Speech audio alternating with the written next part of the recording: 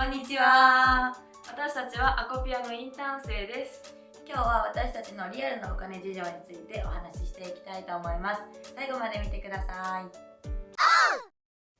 こんにちは、アコピアインターン生のかなです。私の家計簿についてご説明したいと思います。まず、1ヶ月に約12万8000、128万8000ウォン使用しているのですが、その中での内訳を発表していくと、家賃に50万ウォン使ってます。で、私は韓国のコシウォンっていうタイプの家に住んでて、主に受験生がソウルに来て勉強できるために格安で狭い部屋を貸し出してるっていう施設なんですけど、最近は留学生の子とかもよく利用してて、光熱費、水道代、通信費込みで、共有のキッチンにはご飯とキムチも置いてあって、洗濯機も共有で使えたりするっていう生活ができる範囲が整ってるんですけど、部屋が狭い。その代わり安いっていう施設になってます。住んでと思うのは海外の人もすごく多いし、日本の方も多いので住みやすくはあるんですけど、やっぱりワンルームに住みたいなって憧れはちょっと持つかなっていう感じですね。で次、交際費についてなんですけど、家賃をこう狭めにしてる分、私は交際費に費やそうと思ってて、せっかく韓国に来てるので、いろんな美味しいご飯回ったりとか、あとはお酒飲みに行ったりとかしたら、だいたい1回の外食につき多くて5万ウォン、5000円くらいは消費してるかなってなります。で、1ヶ月に30万ウォンですかね。だいたい3万円分くらいは外食費で回してます。でも日本で同じ生活をして多分もうちょっとお金は飛ぶと思うので、やっぱり食事に関して外で食べるのは韓国がまだ安いかなっていう風に感じます。で次、食費なんですけど、これは家で食べてる分で、キムチとご飯はずっと置いてあるので、それ以外に市場が安いので、市場で例えばおかずでナムルを買ったりとか、あとはプルコギとかそういうのをパックで詰めてる惣菜屋さんみたいなところに行って買ったりとかして、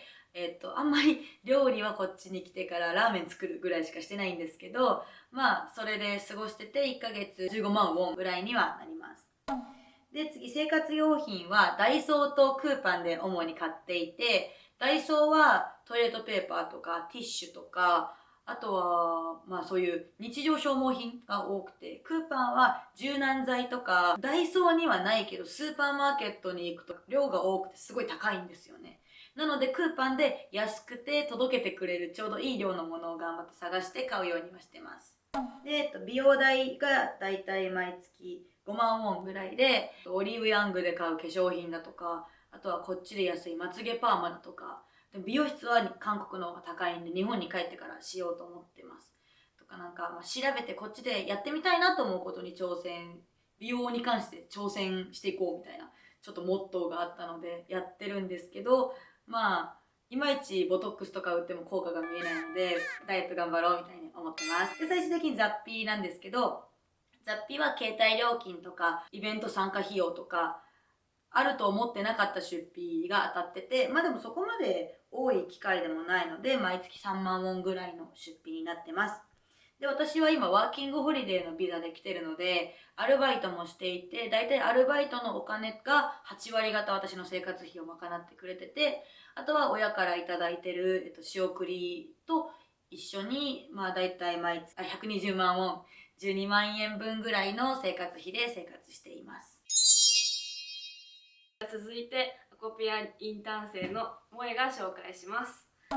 私の1ヶ月の出費の内訳、まず最初に紹介するのは家賃なんですけど、これは私は今交換留学生で大学の寮に住んでいるので、1ヶ月の出費というよりかは、実際には学期が始まる時に、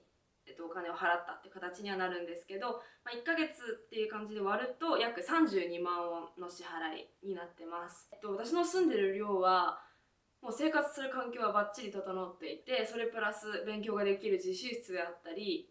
ジムであったりっていうのがすごく充実しているので、正直32万ウォンは安いと思っています。次が交際費、これ外食費含む交際費なんですけども、これが20万ウォンになってます。私は週1回から2回ぐらい外食をするんですけど、ちょっと使いすぎちゃうので、あんまり、1、2回ぐらいにしておこうっていう気持ちでいつも意識はしてます。なんですけど、行った時には、値段気にせず食べたいよねっていう気持ちもあるので、1、2回の行く時は思いっきり気にせず食べたいものを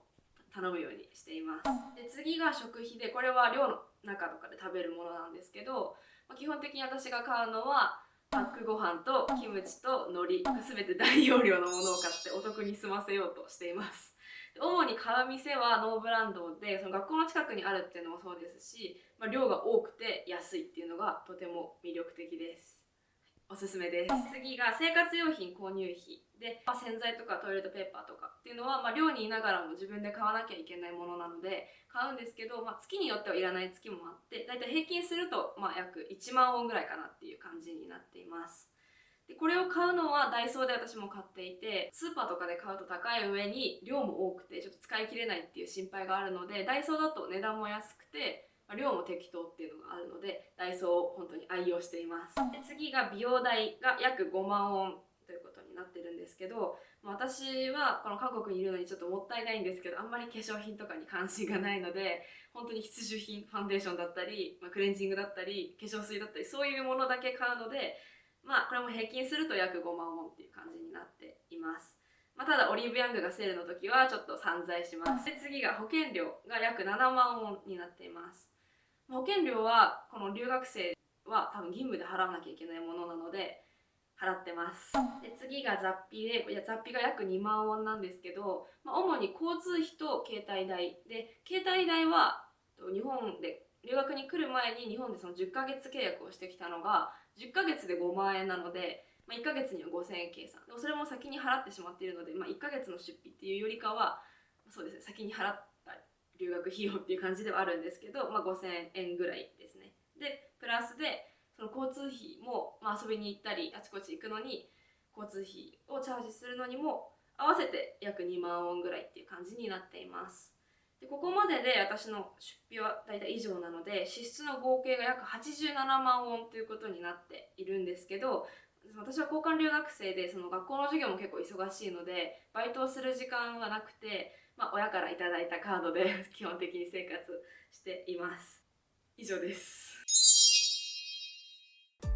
私たち留学生のリアルなお金事情参考になったでしょうか？韓国留学を考えている方たちの助けになれたら嬉しいです。これからもこのチャンネルで面白い動画をたくさん上げていくので、チャンネル登録、いいね、コメントお待ちしてます。せーの、アンニョン。